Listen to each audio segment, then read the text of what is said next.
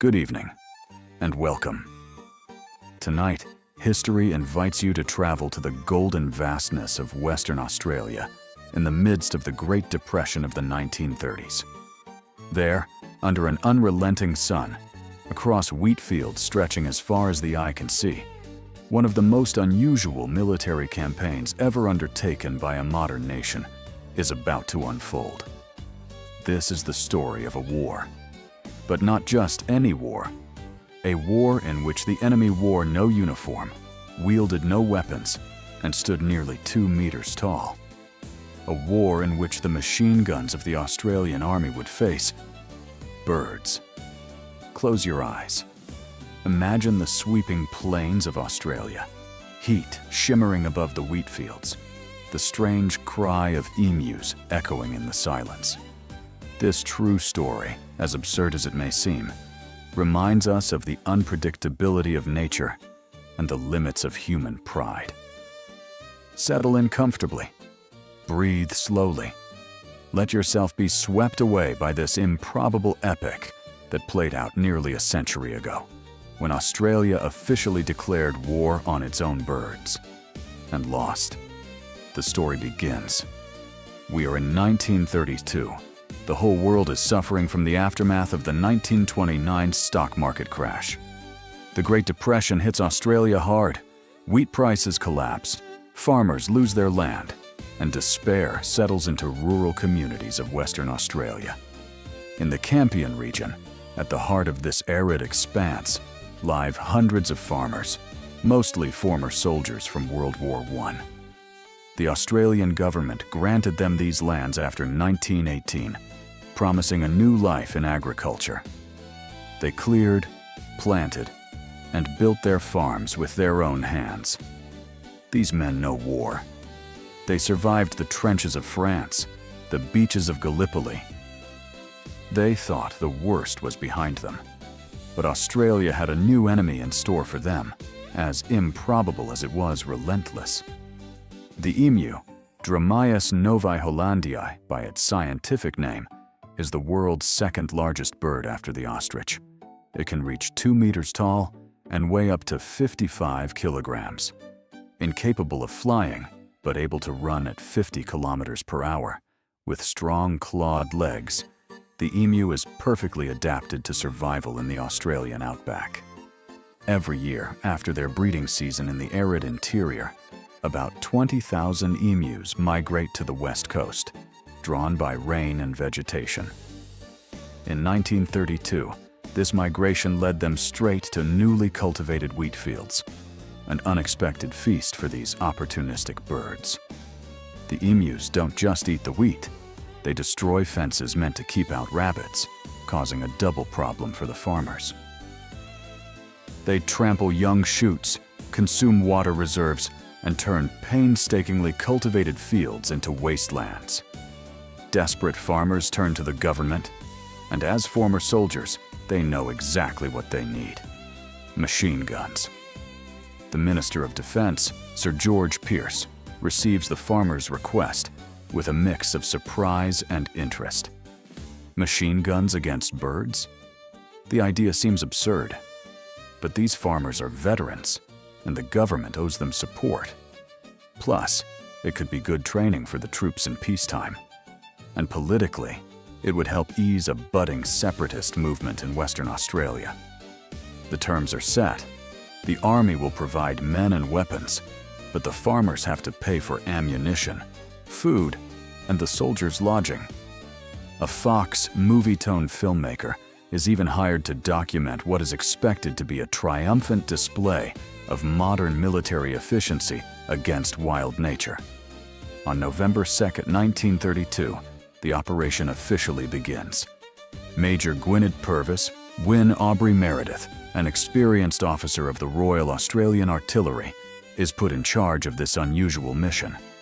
He is equipped with 2 Lewis machine guns, powerful automatic weapons proven in the Great War, and a small contingent of soldiers.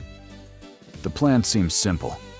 Locate large groups of emus, open fire with the machine guns, and quickly eliminate the threat.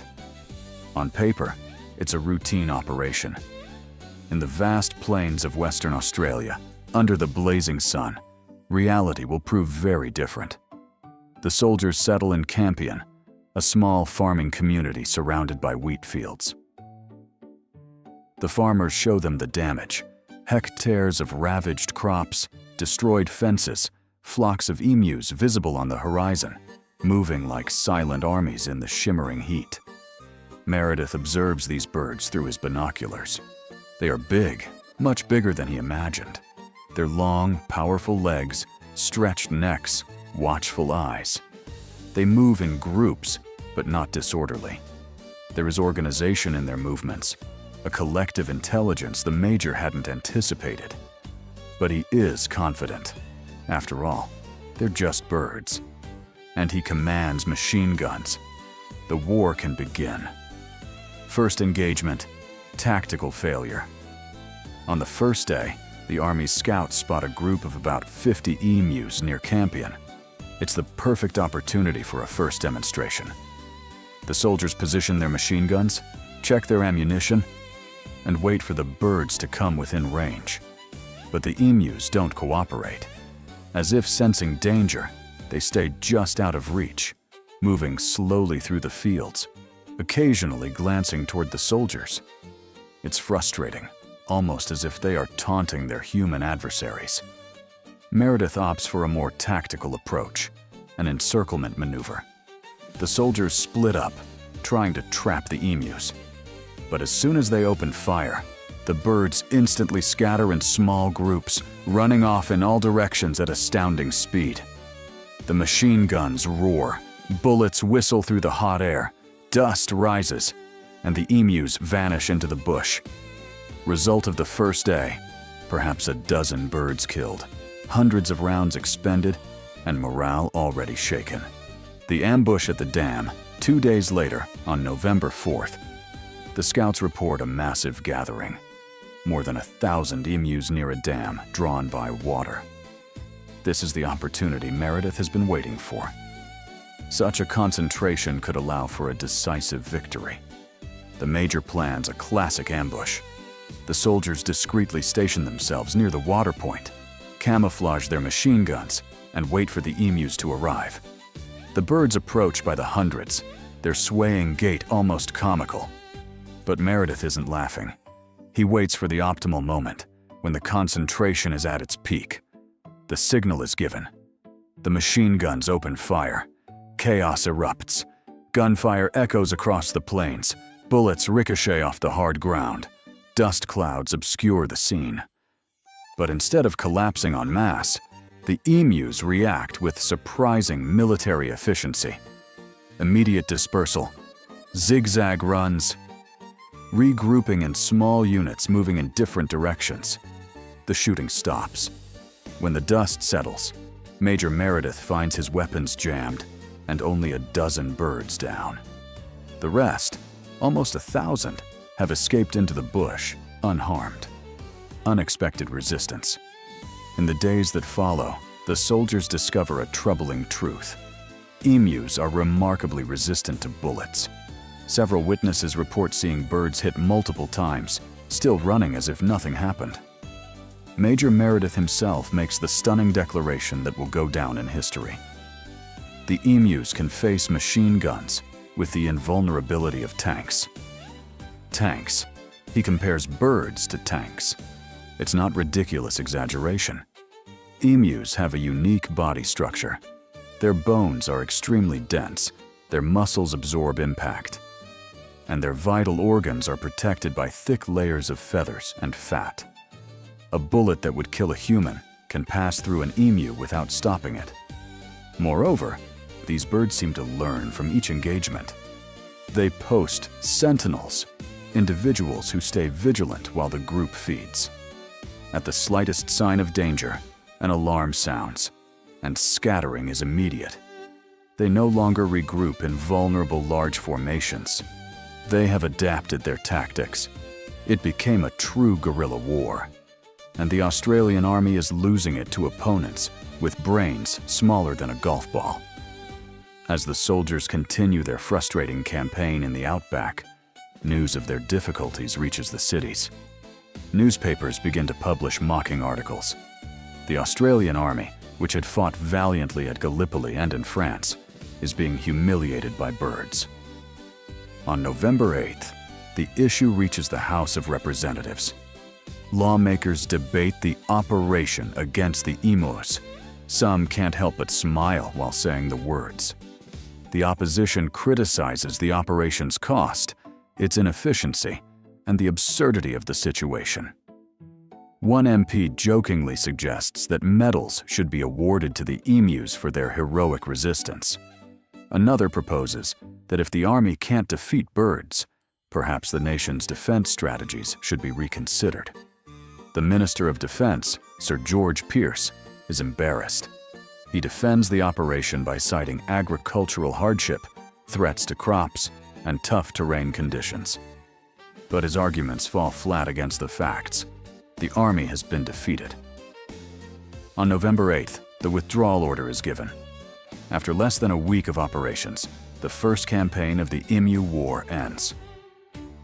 Official tally: about 200 to 500 emus killed, thousands of rounds expended, and a national humiliation.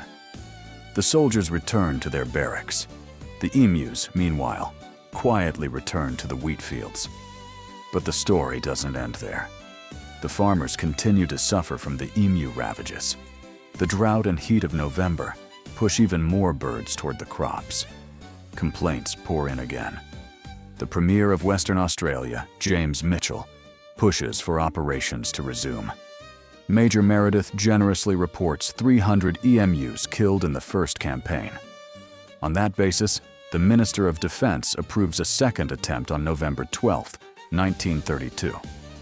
This time, Meredith is alone with his men. No filmmaker to record the failure. Operations resume on November 13th. The first days show some progress. 40 emus killed. Meredith has learned from previous mistakes. He uses harassment tactics rather than mass ambushes. He targets small groups. He mounts the machine guns on a truck for more mobility. But the work is exhausting and frustrating. The emus continue to scatter, run zigzag, and avoid areas where they've seen soldiers. By early December, the kill rate is about 100 birds per week, a paltry figure compared to the population of 20,000. On December 10th, Major Meredith is recalled. His final report lists 986 confirmed kills for 9,160 rounds fired, about 10 bullets per bird. He also estimates another 2,500 birds died of wounds in the bush, although no proof supports this claim. The second campaign ends. The emus remain masters of the land. Farmers requested a third intervention in 1934, then in 1943, then 1948. Each time, the government refused. The humiliation was enough. Instead, the government extends a bounty system started in 1923, a reward for every emu killed by civilian hunters. This proves more effective. By 1934, 57,334 bounties are claimed in 6 months. Farmers with shotguns and knowledge of the terrain succeed where the army failed. Eventually, in the 1950s, the government invests heavily in building impenetrable fences, physical barriers more than 1,000 kilometers long that direct the emus' migrations away from farmland. It is this solution, not military force, that finally solves the problem. The Emu War goes down in history as one of the most unusual and embarrassing military operations ever. The official tally is clear: 0 human casualties, between 986 and 2,500 emu deaths, out of a population of 20,000. A decisive victory for the birds. The lessons of this war are many. It shows that military technology, however advanced, is not always the right tool. It reminds us that nature can be more resilient and adaptable than humans realize. It illustrates the absurdity that can emerge when pride meets unpredictability. But perhaps the most important lesson is that of humility. Australia, a proud modern nation, declared war on birds. and lost. This defeat, as comical as it may be, stands as a reminder that we do not control everything, that nature has its own rules, and that sometimes it is better to accept our place in the natural balance than to try dominating it by force.